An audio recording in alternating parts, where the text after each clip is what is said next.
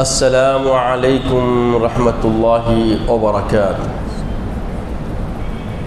کل الحمد للہ والصلاة والسلام علی نبی المجتبی وأحمد المصطفى صلی اللہ تعالی علیہ وآلہ وصحبہ وازواجہ واہل بیتہ وعفادہ اجمعین دائما ابدا ابدا الی یوم الدین۔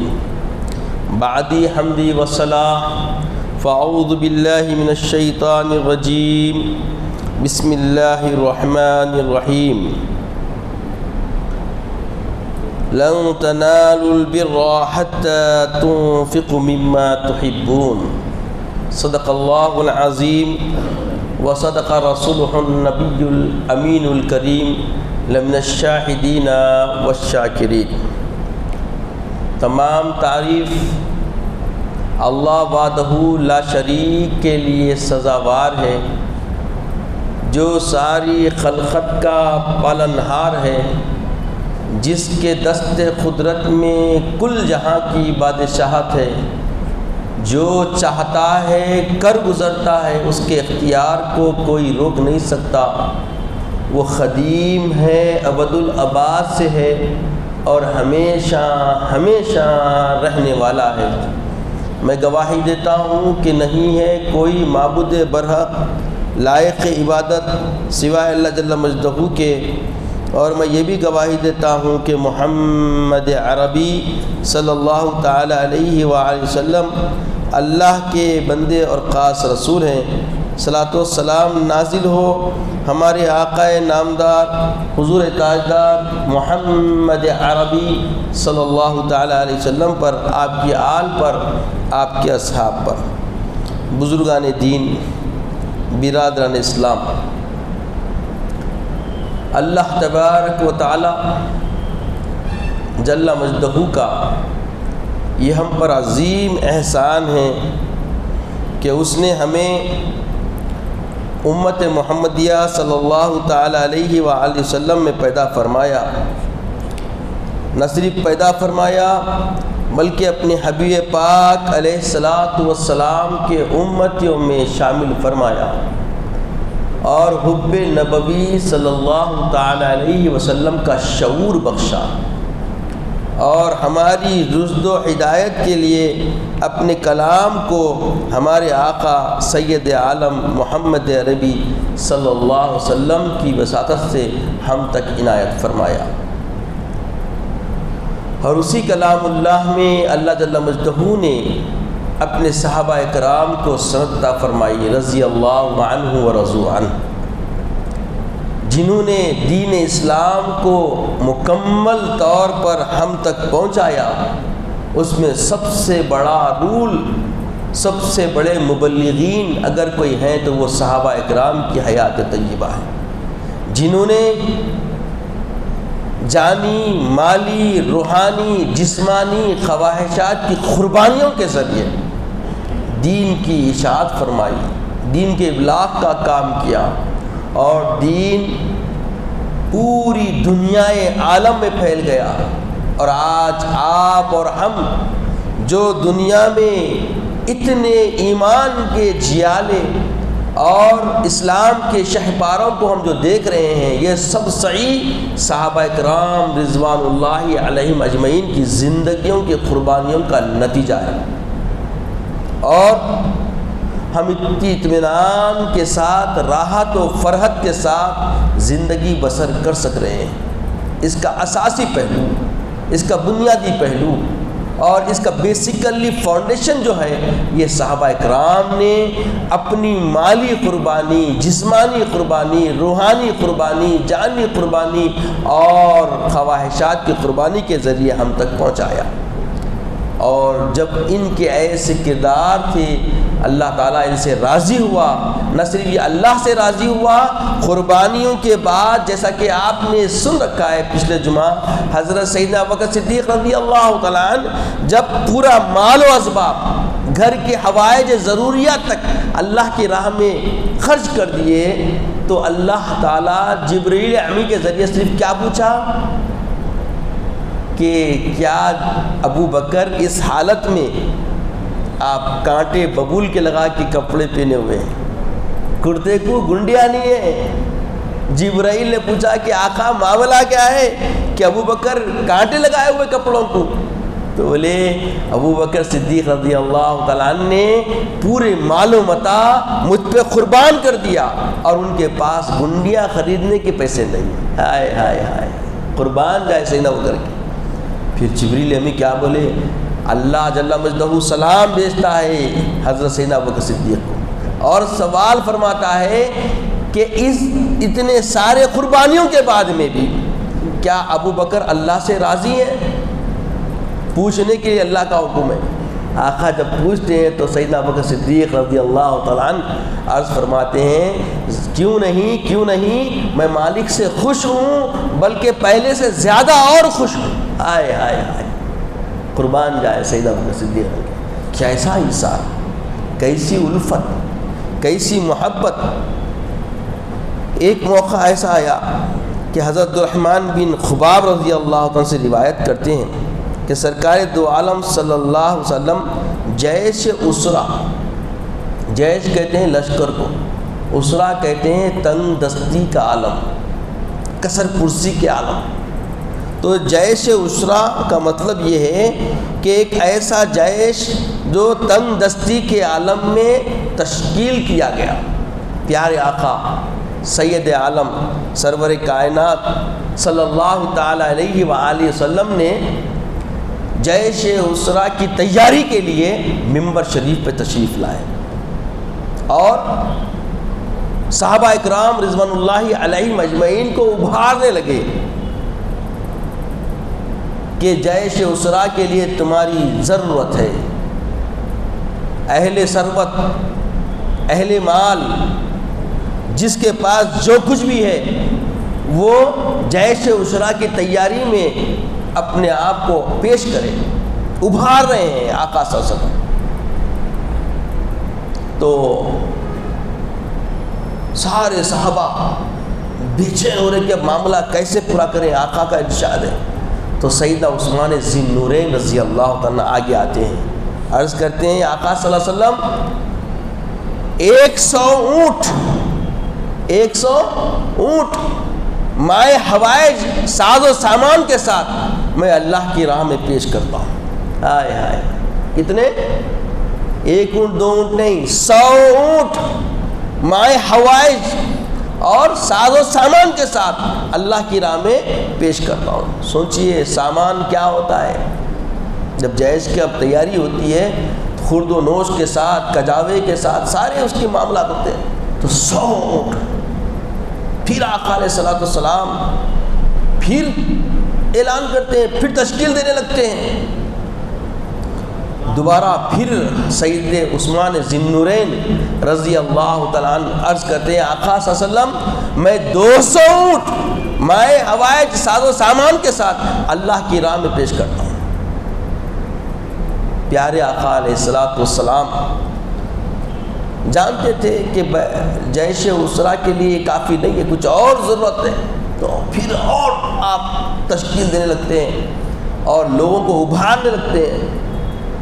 تو حضرت سیدنا عثمان ذی النورین رضی اللہ تعالیٰ عنہ عرض کرتے ہیں آقا 300 اونٹ مائے ہوائج اور ساز و سامان کے ساتھ اللہ کی راہ میں پیش کرتا ہوں۔ تو آقا علیہ الصلوۃ والسلام ممبر سے اتر کے آتے ہیں، عثمان کو قریب کرتے ہیں اور گلے لگاتے ہیں، فرماتے ہیں کہ عثمان اللہ تعالیٰ تمہارے گناہ اور اس کے سکر بوس سے آپ کو محفوظ فرما دیا۔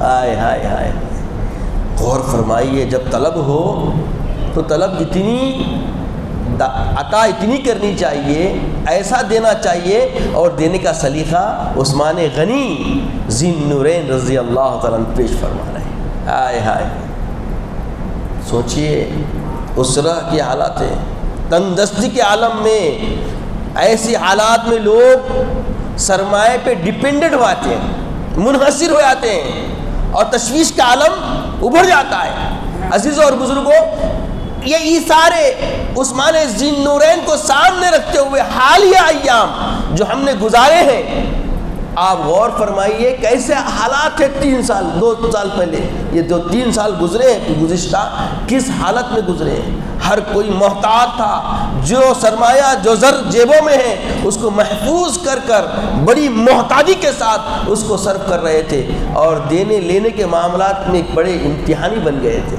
اور اب سوچئے اس سے بھی زیادہ برے حالات اسرا کے تھے، اور ان حالات کے اندر اللہ اکبر 300 اونٹ مائے حوائج ساز و سامان کے ساتھ اللہ کی راہ میں پیش کر دینا، یہ کوئی معمولی بات نہیں، یہ کوئی معمولی ایثار نہیں، کوئی معمولی قربانی نہیں ہے جو سیدنا عثمان ذی النورین رضی اللہ تعالیٰ عنہ نے ادا فرمائی۔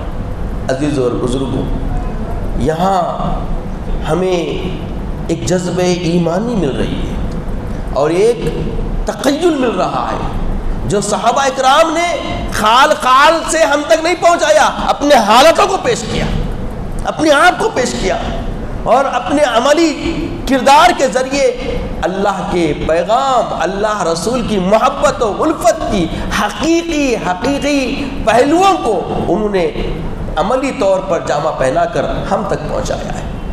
جو آج ہم جو سانس لے رہے ہیں، اس سانس کے اندر بھی ان کا احسان ہے، اس تمانیت قلبی کے اندر بھی ان کا احسان ہے۔ جو بندگان خدا اللہ اور رسول کی حقیقی الفت سے جب اپنے آپ کو آگے بڑھاتے ہیں تو ان کا معاملہ کیا ہوتا ہے، کس طرح ہوتا ہے، سیدنا عثمان ذی النورین رضی اللہ تعالیٰ عنہ اپنے عمل سے بتلا رہے ہیں۔ تو یہ الفتیں ملنے کے بعد یہ کیفیتیں خود بخود بن جاتی ہے۔ اور اتنا ہی نہیں، جس دن لشکر اسرا نکلنے کو تھا، جیش اسرا نکلنے کے لیے کوچ کرنے والا تھا، اس دن سیدنا عثمان ذی النورین رضی اللہ تعالیٰ عنہ آقا کی خدمت میں آتے ہیں اور 1000 دینار آقا دو جہاں صلی اللہ علیہ وسلم کی خدمت میں پیش کر دیتے ہیں، اور آقا دو جہاں سرور کائنات صلی اللہ علیہ وسلم دینار کو الٹ پلٹ کرتے ہوئے فرماتے ہیں کہ آج کے بعد عثمان ذی النورین کو کوئی ذرا نقصان نہیں پہنچائے گا، کوئی ذرا نقصان نہیں پہنچائے گا، ایسا آپ 3 مرتبہ فرماتے ہیں۔ اللہ اکبر۔ عزیز اور بزرگوں، اگر کوئی اللہ والا، اگر کوئی اللہ تعالیٰ کی رضا جوئی والا اور امت کی خیر خواہی کرنے والا اگر کوئی صدا دے، تعاون کی کوئی امید باندھے اور اس کے ساتھ ایسا تعاون کیا جائے کہ جو وہ اپنی فکر و فہم میں بھی، تصور میں بھی یہ یقین نہیں رکھتا کہ یہ منزل تک ہماری امت آئے گی، اور اگر ایسا ایثار کرتے ہیں تو سوچئے ان کے لیے دل سے کیا معاملہ ہوتا ہے۔ وہی آقا پیش فرماتے ہیں کہ آج کے بعد کوئی شے عثمان ذی النورین کو ضرر نہیں پہنچائے گی۔ ہائے ہائے ہائے، عثمان ذی النورین کی حیات طیبہ۔ عزیزو، زر کا ہونا اور ہے، زر کا ہونے کے بعد اللہ اس کے محبوب صلی اللہ علیہ وسلم اور اس کی مخلوق پر، آقا علیہ السلام کی امتوں پہ قربان کرنے کے لیے تیار ہونا اور دل سے کام کو انجام دینا، یہ کوئی معمولی عمل نہیں، یہ کوئی معمولی کردار نہیں ہے۔ یہ کردار سیدنا عثمان ذی النورین رضی اللہ تعالیٰ عنہ کی حیات طیبہ سے ہم کو ملتا ہے۔ تو عزیز اور بزرگوں، اب آپ نے مالی قربانی سنی، مالی ایثار سنا، اب سنیے جسمانی قربانی کیسی دی ہے۔ ایمان کو محفوظ کرنے کے لیے ہمیں کیسا تیار ہونا، اس کا سلیقہ بھی ہمیں صحابہ کرام کی سیرت سے ملتا ہے۔ آج آپ اور ہم مالی قربانی کے لیے پھر بھی تیار ہو جائیں گے، پھر بھی تیار ہو جائیں گے، مگر جسمانی قربانی کوئی معمولی قربانی نہیں، یہ بڑی امتحانی ہے۔ اللہ جل مجدہ فرماتا ہے لن تنالوا البر حتی تنفقوا مما تحبون، ہرگز تم نیکی کو بھی نہیں پہنچ سکتے، لن تنالوا، ہرگز تم، تاکیدی جملے کے ساتھ، ہرگز تم نیکی کو بھی نہیں پہنچتے، حتی تنفقوا مما تحبون، یہاں تک کہ تم اپنی محبوب شے اللہ کی راہ میں قربان نہ کر دو، اللہ کی راہ میں ایثار نہ کر دو۔ تو اس آیت کریمہ کا مصداق اگر ہم دیکھتے ہیں تو وہ صحابہ کی زندگی ہے، جنہوں نے قرآن کی تفسیر اپنے کردار سے، اپنے حقیقی عملی طور پر زندگیوں کو پیش کر کے بتا دیا. اسی لیے تو بتایا گیا صحابہ کی زندگی نور ہدایت کا سرچشمہ ہے. ان کی زندگیوں سے ہم کوئی خطوط حیات باندھتے ہیں تو صراط مستقیم کے علاوہ کوئی اور راہ نہیں چلتے. اگر صراط مستقیم پہ چلنا ہے، صراط مستقیم پہ ہم کو کامل ہونا ہے، تو ہمیں صحابہ اکرام رضوان اللہ علیہم اجمعین کی حیات کے چلیے ان کو اپنے لیے مشعل راہ بنا کر زندگی بسر کرنی ہے. عزیز اور بزرگوں، سب سے پہلے اللہ کے حبیب صلی اللہ تعالی وسلم نے جب بعثت کے بعد اعلان فرمایا، ابھی خفیہ اعلان فرما رہے تھے، اعلان نہیں ہو رہا تھا، خفیہ طور پہ لوگوں کو پکڑ کے آپ تشکیل دے رہے تھے. تو 7ویں صحابی حضرت سیدنا بلال رضی اللہ تعالیٰ جو کہ غلام تھے، جو کہ کیا تھے بولیے؟ غلام تھے. حضرت سیدنا بلال رضی اللہ تعالیٰ عنہ 7ویں مسلمان ہیں جو امیہ خلف کے غلام تھے. امیہ خلف کے غلام تھے. ویسے اسلام قبول کرنے سے پہلے ہی حضرت سیدنا بلال حبشی رضی اللہ تعالیٰ عنہ آقا دو جہاں سسن بے پناہ محبت و الفت کی طبیعت رکھتے تھے. یہ مائل تھے پیارے آقا صلی اللہ علیہ وسلم پہلے سے ہی. اور یاد رکھیے، یہاں ایک بات بتا دوں، جتنے بھی مکے کے دشمنان دین اسلام تھے، ان کو ذات محمد عربی سے کچھ اناد نہ تھا. یہ بات بہت بڑی پوائنٹ ذہن میں رکھیے. اللہ کے رسول کی جسامت، اللہ کے رسول کی حیت، اللہ کے رسول کی ذات سے فی نفس ہی کسی بھی دشمن دین کو عداوت نہ تھی. اگر وہ عدو بنے ہیں، دشمن بنے ہیں بعثت کے بعد. جیسے ہی آقا علیہ الصلوۃ والسلام نے اللہ احد کا نعرہ بجایا، یہ پورے آپ کے مخالف ہو گئے، یہ آپ کے پورے دشمن ہو گئے، یہ سب آپ سے دشمنی شروع کر دی. تو حضرت سیدنا بلال حبشی رضی اللہ تعالیٰ عنہ 7ویں مسلمان تھے. کیسے بولیے؟ 7ویں نمبر کے مسلمان تھے. جب یہ خبر امیہ بن خلف جو آپ کا آقا تھا، جس کے آپ غلام تھے، اس کو معلوم ہوا تو اس نے کہا کیا ہو گیا بلال، تو ہمارے لاتا اور عزا کے خلاف جاتا ہے. یہ لاتا عزا بہت بڑے بت تھے جس کو سارے مشرکان مکہ بہت بڑے خدا معبود مانتے تھے، اس کی پرستش کو بہت بڑا کام سمجھتے تھے. تو اس نے کہا کہ لاتا و عزا کے تم خلاف جا رہے ہو، کیا ہو گیا؟ خبردار باز آ جاؤ، میں نے سنا ہے تم کسی غیر خدا کو مانتے ہو. تو حضرت سیدنا بلال حبشی رضی اللہ عنہ نے عرض کیا، کہا کہ اے ابو بابا، اے امیہ بن خلف سن لے، میں حضرت محمد عربی صلی اللہ علیہ وسلم کے خدا کو مانتا ہوں، اور مانتا ہوں، نہ صرف مانتا ہوں بلکہ مانتا رہوں گا. اللہ احد، اللہ احد کہنے لگے. تو امیہ بن خلف بہت ہی غصے میں آ گیا، غضبناک ہو گیا. کہا کہ دیکھو میں موقع دے رہا ہوں، ابھی بھی تم باز آ جاؤ، چھوڑ دو اور لوٹ آؤ لاتا ہوا عزا کی طرف. تو حضرت سیدنا بلال حبشی نے کہا یہ ممکن ہی نہیں کہ میں ایک خدائے وحدہ لا شریک کو ترک کر دوں.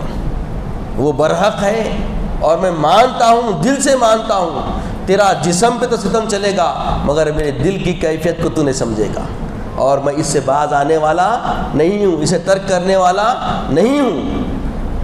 اس کے بعد امیہ بن خلف نے آپ کو ایذا دینا شروع کر دی. آپ غلام تھے اور غلام کا معاملہ یہ ہوتا کہ وہ اپنے آقا کو چھوڑ کے آزاد بھاگ بھی نہیں سکتا، وہ بھی اور بڑا گناہ ہے. اسلام کی تعلیمات بہت اہم ہیں.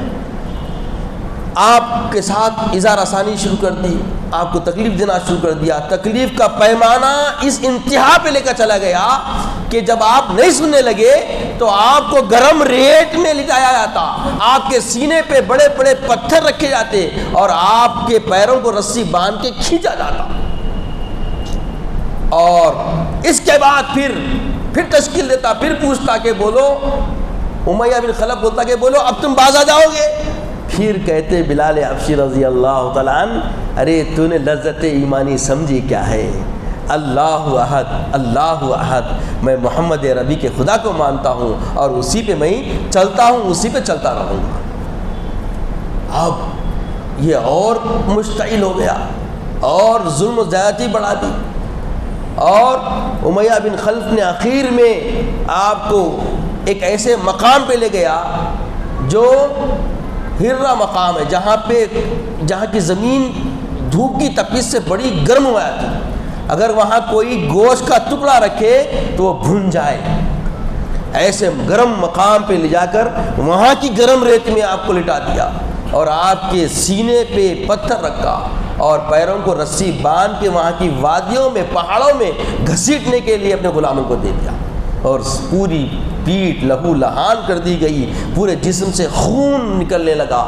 اس کے بعد پھر کہتا کہ اب بول باز آئے گا، تو آپ کہنے لگے کہ نہیں، میں اللہ کو مانتا ہوں، رسول اللہ محمد عربی کو مانتا ہوں اور اسی دین پہ قائم ہوں اور اسی طرح میں قائم رہوں گا۔ آپ کو پھر پیر ہاتھ باندھ کے رات میں کمرے میں ڈال دیا جاتا ہے اور رات بھر غلاموں کو کہتا ہے کہ اس کو اتنا مارو، کھانا پانی بند کر دو، اتنا مارو کہ یہ باز آ جائے، اور وہ رات بھر اپنے آقا کو خوش کرنے کے لیے، امامہ بن خلف کو خوش کرنے کے لیے اس کے دوسرے غلام اتنے کوڑے مارتے، رات بھر کھانا بند، پانی بند اور ہاتھ پیروں کو پٹی بند کے خوب مارتے، پھر صبح نکالتے، پھر ریت میں ڈالتے، پھر پہاڑ پتھر سینے پہ رکھتے، پھر گھسیٹتے۔ اسی حالت میں سیدنا ابوبکر صدیق رضی اللہ عنہ کا ادھر سے گزر ہوا۔ جب آپ نے دیکھا تو آپ کو برداشت نہیں ہوئی کہ ایک مومن بھائی اس حالت میں، وہ پھر امیہ بن خلف کے پاس گئے، اس کی منہ مانگی رقم دے کے حضرت سیدنا بلال حبشی رضی اللہ عنہ کو آزاد کرا دیے، اور اس طرح آپ نے اپنی ایمان کی حفاظت کے ساتھ آقائے دو جہاں کی دستگیری میں آ گئے اور آقائے سزم کے ساتھ رہنے لگے۔ عزیز اور بزرگوں، اب غور کرو کیسا ایمان کی حفاظت فرمائے، کیا لذت ایمانی ان کے اندر گھر کر گئی، وہ ایسی کیا چاشنی تھی جس کے چکنے کے بعد، جس کی لذت کے احساس کے بعد اس کو چھوڑنے کے لیے وہ تیار نہیں تھے۔ عصر حاضر میں ہمارے درپیش ہونے والے احوال ہمیں اور مطمئن کر رہے ہیں اور استقامت کی دعوت دے رہے ہیں، یہ کردار بلال حبشی ہمیں مضبوط کر رہا ہے۔ ایسے ہی ابو فقیہ رضی اللہ تعالیٰ عنہ، وہ بھی امیہ بن خلف کے غلام تھے، ان کے ساتھ بھی وہ ایسا ہی کرنے لگا۔ دوسری باری ابو امیہ بن فقیہ رضی اللہ تعالیٰ عنہ جو اسی کے غلام تھے، امیہ بن خلف کے، ان کے ساتھ بھی ایسا ہی معاملہ کرنے لگا، ان کو بھی گرم ریت میں لٹانے لگا اور ان کو منہ کے بل لٹاتا تھا، پیٹھ پہ پتھر رکھتا تھا اور منہ کے بل کھینچتا ہوا لے آتا تھا اور منہ سے کف نکلنے لگا، خون نکلنے لگا۔ پھر اتفاق سے سیدنا ابوبکر صدیق رضی اللہ تعالیٰ کی نظر ہوئی، انہوں نے دیکھا کہ معاملہ بڑا درپیش ہے اور بہت ایذا دی جا رہی ہے، تو ان کو بھی ان سے خرید کے ان کو بھی آزاد کر دیا۔ سبحان اللہ۔ عزیز اور بزرگوں، کیسا جسمانی تکلیف کیسی دیکھیے، جسمانی ایذا کیسی دیکھیے، اس کا اندازہ کر سکتے ہیں۔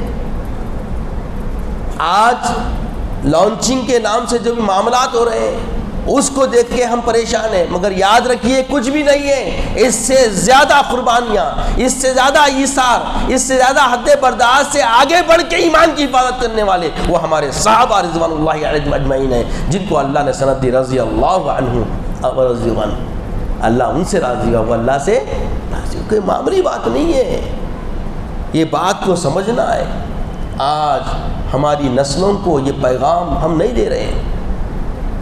پہلے گھروں میں جب رات آتی تو نیند سے پہلے کچھ ساعتیں کچھ لمحے ایسے ہوتے کہ ہمارے بڑے لوگ بیٹھ کے اپنی اولادوں کے سامنے سب نبیوں کے قصے، صحابہ کے قصے، صحابہ کے ایثار کے قصے، ایمان کے تحفظات کے لیے جو انہوں نے قربانیاں دی ہیں اس کے تذکرے کرتے تو ایمان کی جلا ہوتی تھی، اور ایمان کے اندر ایک حقانیت کا پہلو ان کے اندر اجاگر ہوتا تھا، اور وہ مستحکم ہو کے لوگوں کے درمیان آتے تھے اور اپنے دین کا کردار پیش کرتے تھے، اور وہ کردار ہی تھا کہ پھیلتے پھلتے پھولتے ساری دنیا میں اپنے سر اونٹ کر سر کے مقام پہ جا کے بلندی پہ جا کے بول رہا ہے۔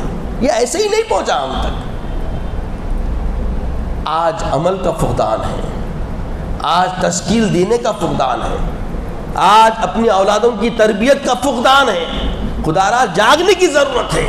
عزیز اور بزرگوں، حضرت ابو فقیہ رضی اللہ تعالیٰ عنہ، حضرت بلال حبشی رضی اللہ تعالیٰ عنہ کیسی جسمانی اذیتیں برداشت کرتے رہے، اور ان حد برداشت میں ہوتے ہوئے بھی انہوں نے ایمان کی کیسی حفاظت کی اور کیا معاملہ کیا، اسے سمجھنے کی ضرورت ہے۔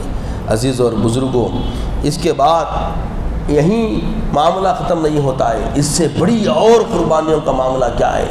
اللہ اکبر، خالد رضی اللہ تعالیٰ، یہ بھی ایک بہت بڑے صحابی ہیں۔ جب یہ